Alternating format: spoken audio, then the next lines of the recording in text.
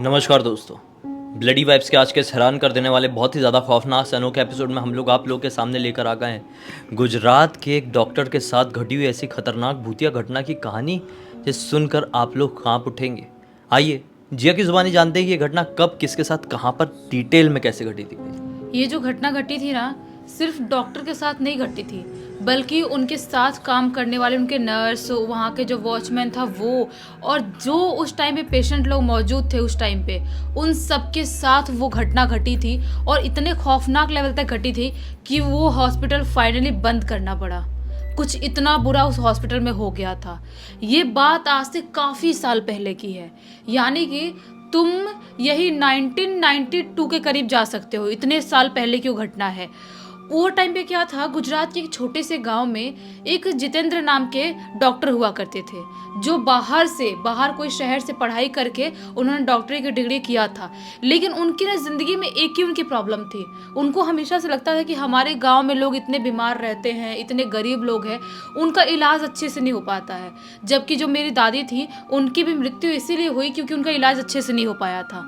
तो अब जो मैं डॉक्टर बन गया हूँ, तो मैं इस गाँव के लिए कुछ बहुत अच्छा करना चाहता हूँ। उनके मन में सिर्फ यही ख्याल था, जिसकी वजह से वो कोई बड़े शहर में अपना डॉक्टरी ना करके अपने गांव में करने के लिए डिसाइड करते हैं। वो अपने गांव में एक छोटा सा अपना क्लिनिक खोलते हैं और वहाँ पे पेशेंट लोगों को देखना, गांव वालों को देखना स्टार्ट कर देते हैं। लेकिन देखते ही देखते उनका जो क्लिनिक था वो और भी बाहर के गांव में हर जगह बहुत ज़्यादा फेमस होने लगा कि वो डॉक्टर बहुत अच्छे हैं और वो कम पैसे में, बहुत ही ना के बराबर के पैसे में इतना अच्छा इलाज करते हैं कि इंसान एक ही बार में ठीक हो जाता है।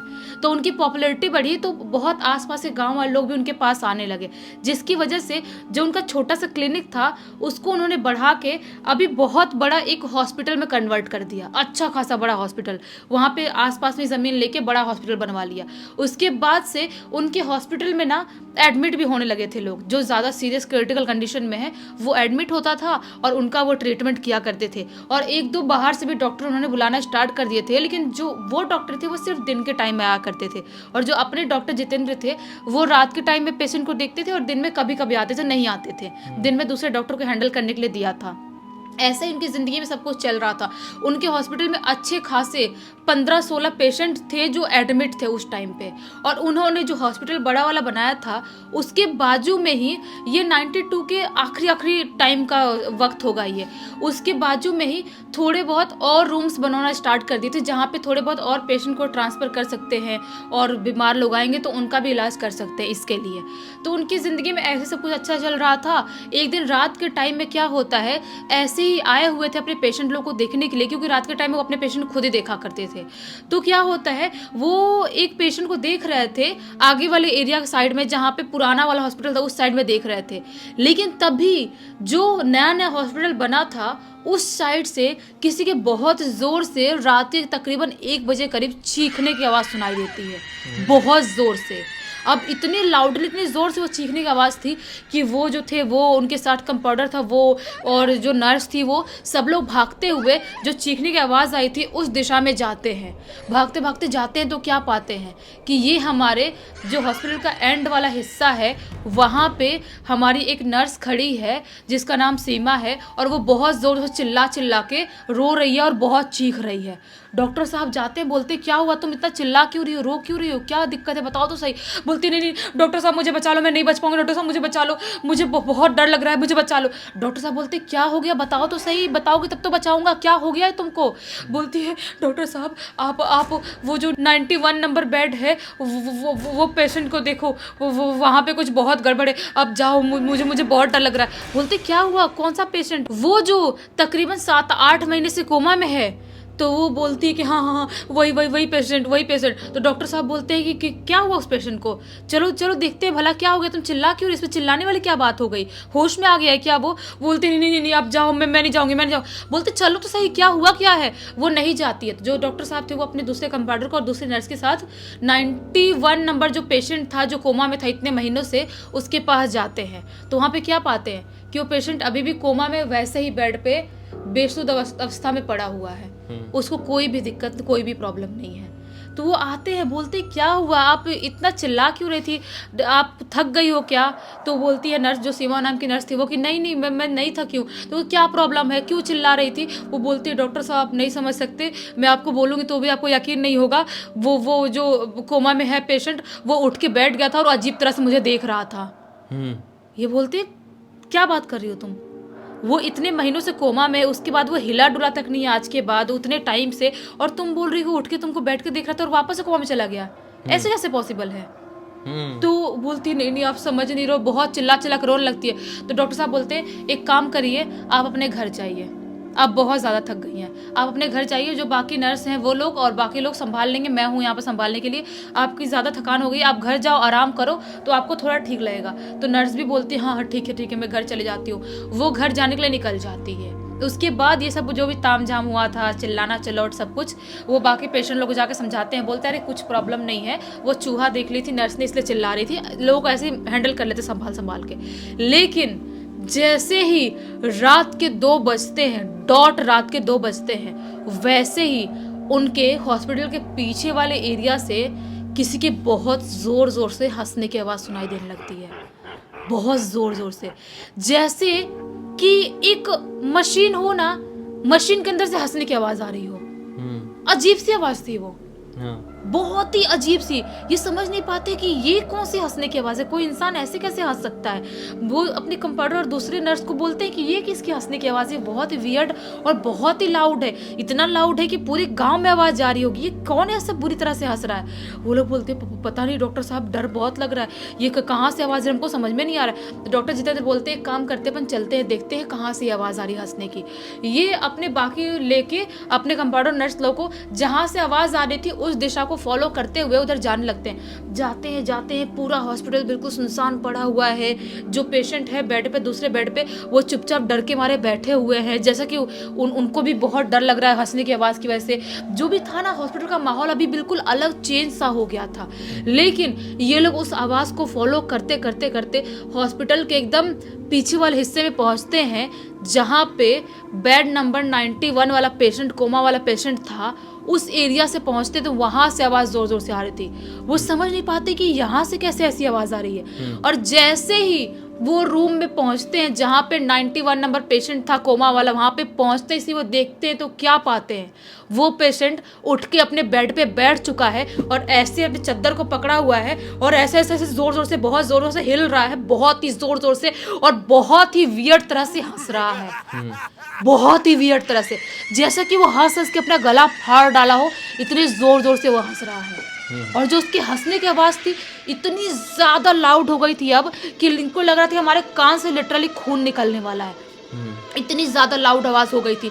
वो बोलते हैं डॉक्टर साहब क्या हुआ, तुम ऐसे क्यों हंस रहे हो, तुम होश में कब आए? वो कुछ भी नहीं बोल रहा है, दूसरी तरफ उसका मुंह है और ऐसे पकड़ के बस हिल रहा है, ज़ोर ज़ोर से हंस रहा है। डॉक्टर साहब बोलते हैं मैं तुमसे बात कर रहा हूँ, बोलो तो सही, तुम तो होश में कब आए? वो पेशेंट कुछ भी नहीं बोल रहा है और जो उसकी हंसने की आवाज़ थी ना और ज़्यादा लाउड होती जा रही थी। ये लोग अपना कान को बंद करना पड़ा, इतने ज़ोर से उसकी हंसने की आवाज़ आ रही थी। डॉक्टर साहब उसके पास जाते हैं और उसके कंधे पे ऐसे हाथ रखते हैं और बोलते हैं इधर देखो तो सही, क्या हुआ है तुम्हें, क्यों इतने जोरों से हंस रहे हो? और जैसे ही वो इनकी तरफ देखता है, डॉक्टर साहब के होश उड़ जाते हैं। क्यों? क्योंकि जो पेशेंट था वो कहीं से भी बिल्कुल भी नॉर्मल नहीं दिखाई दे रहा था, जैसे कि उसके अंदर कोई शैतान घुस गया हो। उसकी आंखें बिल्कुल लाल ऐसे बाहर निकली हुई, जैसा कि ये पुतलियां हैं सब बाहर निकल गई हैं, ऐसी उसकी हालत दिख रही है। और जो हंस रहा है ना, उसके मुंह से अजीब सा खून निकल रहा है और बहुत ही वियर्ड तरह से हंस रहा है। डॉक्टर साहब बोलते हैं अपने कंपाउंडर और बाकी लोगों को, आओ संभालो इसको, देखो क्या हो गया है। वो लोग बोलते हैं नहीं डॉक्टर साहब हम नहीं आएंगे, ये जो पेशेंट है ये भूत बन चुका है, ये इंसान है ही नहीं, हम नहीं आएंगे, हमको डर लग रहा है। वो भागने लगते हैं। डॉक्टर साहब बोलते हैं तुम भाग क्यों रहे हो, आओ तो सही। डॉक्टर साहब भी बोल ही रहे हो तो उनकी तरफ मुड़ के कंपाउंडर नर्स की तरफ, तभी वो जो पेशेंट बैठा हुआ था वहाँ पे बेड पे, वो अचानक से उठता है और डॉक्टर साहब के ऊपर हमला कर देता है। और उनके ऊपर हमला करके के उनकी पूरी बॉडी को काटने और नोचने लगता है, जैसा कि कोई जानवर हो। पीछे से हमला किया था मतलब? पीछे से हमला करके उनके पूरे फेस पे, हाथ पे, पैर पे पूरा नोच डालता है। डॉक्टर साहब चिल्लाना स्टार्ट कर देते हैं। बाकी कंपाउंडर और जो नर्स लोग थे वो लोग भी आते हैं छुड़ाने के लिए, लेकिन वो लोग भी छुड़ा नहीं पा रहे थे, उनके ऊपर भी हमला कर देता है। मतलब एक मरेला सा इंसान जो इतने महीनों से कोमा में था, वो अचानक से उठता है और वो पागल भूत जैसे हरकत करने लगता है। और इतने सारे लोग, 4-5 लोग मिलकर नहीं संभाल पाते हैं। बाहर से गार्ड आता है, जो गार्ड रहता है हॉस्पिटल वाला, वो आता है। वो अच्छा खासा हट्टा खट्टा दिखने वाला, उसको भी एक हाथ में उठा के फेंक देता है वो पेशेंट, अच्छा, जो अभी शैतान बन चुका था। अब ये लोग समझ नहीं पाते हम क्या करें। डॉक्टर साहब चिल्लाते हुए सबको बोलते भागो यहाँ से, जैसा हो सके सब यहाँ से भागो, और कुछ भी हो जाए, जो पेशेंट लोग हैं उनको जल्दी जल्दी निकालो और वहां से उनको लेके भागो। तो जो नर्स और बाकी कंपाउंडर लोग कमांड सुनते हैं डॉक्टर साहब की, तो वो लोग जाते हैं, पेशेंट लोग का जो स्लाइंग लगाओ तो निकालते हैं पूरा, और सबको लेके वहां से भागना स्टार्ट कर देते हैं। लेकिन वो लोग भागते भागते बाहर अभी निकलने ही वाले होते हैं, तब से 1-2 लोगों के ऊपर और वो शैतान अटैक कर चुका होता है, 1-2 पेशेंट के ऊपर। और अब ये लोग क्या करें समझ में नहीं आता। सब लोग भागते भागते भागते भागते गांव के अंदर वाले हिस्से में पहुंच जाते हैं, और 1-2 लोग पुलिस स्टेशन कंप्लेंट करने के लिए पहुंच जाते, जो उनके गांव का पुलिस स्टेशन था वहां पे कंप्लेंट करने जाते हैं। वहां से पुलिस हॉस्पिटल में आती भी है, लेकिन पुलिस को हॉस्पिटल में आने से पहले बहुत देर हो चुका था, क्योंकि उस टाइम पे जब तक पुलिस हॉस्पिटल में आती है, वो शैतानी रूपी जो पेशेंट था वहां पे था ही नहीं। भाग गया? था ही नहीं, भाग गया, गायब हो गया, क्या हो गया कुछ भी नहीं पता चला। वो था ही नहीं। पूरे हॉस्पिटल में सब लोग हड़कंप मच गया कि क्या हो गया, ये सारी चीज़ें क्यों हुआ, किसी को कुछ समझ में नहीं आया। पेशेंट लोग को डॉक्टर साहब अपने घर पे शिफ्ट करवाए थे, वहीं पे स्लाइंग लगाए जो सीरियस थे उन लोगों को, और जो पुलिस वाले थे बोलते कि हम उसको ढूंढने की कोशिश करते कल सुबह, शायद वो क्रिमिनल या कोई मर्डरर होगा। ये लोग बोलते कि नहीं ऐसा नहीं हो सकता, वो बिल्कुल शैतान बन चुका था। डॉक्टर साहब अपने मुंह से बोलते थे वो शैतान बन चुका था, वो इंसान हो ही नहीं सकता, कोई इंसान ऐसी हरकत कर ही नहीं सकता। पुलिस वाले बोलते आप टेंशन मत लो, हम ढूंढने की कोशिश कर कार्रवाई करते हैं। इतनी जल्दी वो पूरी रात में गांव ऐसे नहीं निकल के भाग सकता, वो गांव से नहीं निकल सकता। पुलिस वाले कॉल करते हैं जो भी उनका रहता है उससे, और बाकी जगह को पुलिस वालों को बुलाया जाता है। पूरे गांव में सब जगह पता किया जाता है, लेकिन वो शैतान रूपी पेशेंट कहीं पर भी उनको नहीं मिलता है, कहीं पर भी नहीं मिलता है। अब ये समझ नहीं पाते कि आखिर वो उस रात गायब हुआ तो हुआ कैसे और गया तो गया कहाँ, किसी को कुछ समझ में नहीं आता है। लेकिन ये जो कुछ दिनों बाद, 4-5 दिन बाद, डॉक्टर साहब सोचते हैं चलो ठीक है वो पागल होगा, हो सकता है भूत नहीं होगा, वो कहीं निकल गए हो दुनिया में, कोई प्रॉब्लम नहीं है, हम लोग वापस से हॉस्पिटल खोलते हैं और वापस अपना ट्रीटमेंट चालू करते हैं। हॉस्पिटल बंद कर दिए थे मतलब 4-5 दिन के लिए बंद कर दिए थे। तो उसके बाद वापस से हॉस्पिटल खोल के पेशेंट लोगों को लाना स्टार्ट करते हैं। लेकिन पहले ही रात कुछ ऐसा होता है जिसकी वजह से हॉस्पिटल को हमेशा हमेशा के लिए बंद कर देना पड़ता है। क्या होता है, पहले रात कुछ पेशेंट वहाँ पे हॉस्पिटल में थे और कुछ नर्स और कंपाउंडर भी थे वहाँ पे, लेकिन रात के तकरीबन पता नहीं कितने बजे डॉक्टर साहब भी पहुँचे नहीं थे हॉस्पिटल में, ये लोग ही हैंडल कर रहे थे। रात के आधी रात के टाइम में ये जो लोग थे ना, वो अचानक से बहुत ही संदिग्ध तरह से वहीं पे मृत पाए गए। जितने भी पेशेंट थे, जो भी 5-6 पेशेंट थे, मृत पाए गए। पता ही नहीं चला कैसे वो मरे, और जो कंपाउंडर नर्स थे वो भी कैसे मरे, किसी को कुछ पता नहीं चला।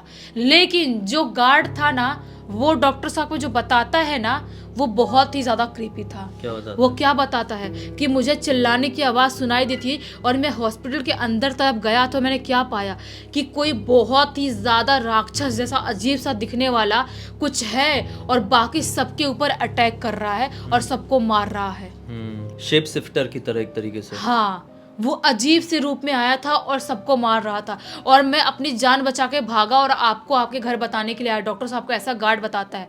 तब से डॉक्टर साहब डिसाइड कर लेते हैं कि मैं तो ये गांव भी छोड़ूंगा और ये हॉस्पिटल भी बंद करूंगा, क्योंकि यहाँ पे कुछ ना कुछ बहुत गड़बड़ और बहुत ही बुरा हो चुका है। तो उसके बाद वो डॉक्टर साहब हॉस्पिटल बंद कर देते हैं और दूसरे शहर में, गुजरात के एक बड़े शहर में जाके रहने लगते हैं। वहाँ पे हॉस्पिटल खोलते हैं और उसके बाद से अपनी ज़िंदगी नए तरीके से स्टार्ट करते हैं। लेकिन उस रात को डॉक्टर साहब आज भी नहीं भूल पाए हैं। डॉक्टर साहब ने पूरी की पूरी घटना अपने बेटे अमर को बताया और अमर ने हमको इंस्टाग्राम पे लिख के भेजा। ये जानना लोगों के लिए बहुत ज़्यादा ज़रूरी भी था। ये घटना इतनी ज़्यादा खौफनाक थी ना, और इतनी ज़्यादा वैसी थी, मतलब संदिग्ध थी कि किसी के भी साथ कैसे भी घट सकती है, कि डॉक्टर साहब ने कभी सोचे नहीं होंगे नहीं। कि उनके हॉस्पिटल में ऐसा कुछ अचानक से घटने लगेगा। वो तो किसी की मदद ही कर रहे थे ना, उनको क्या मालूम था कि कुछ ऐसा पैदा हो जाएगा फटाक से और सब कुछ ऐसे बर्बाद करके रख देगा। वही तो। खैर जैसा भी था, ये अच्छी बात हुई कि अभी सब कुछ अच्छा है।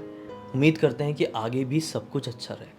खैर अब तक इस वीडियो को देखे हैं तो लाइक ज़रूर कर देना, चैनल को सब्सक्राइब करके बेल आइकन दबा के ऑल के ऑप्शन में क्लिक करना है, क्योंकि इसी तरह के हैरान कर देने वाले खौफनाक वीडियोस डेली आप लोग के सामने लेके आते रहते हैं। इंस्टाग्राम के लिंक इस वीडियो के डिस्क्रिप्शन बॉक्स में मिल जाएगी, क्लिक करके डायरेक्टली वहाँ पर पहुंच जाना। और इसी तरह की कोई भी कहानी, टॉपिक या जानकारी आप लोगों के पास भी है तो लिख भेजना। हो सकता है हमारा अगला वीडियो कल आप लोगों के हिसाब से ही बन रहा हो। तो चलिए कल फिर से मिलते हैं, तब तक के लिए बहुत बहुत धन्यवाद। आपका दिन शुभ हो।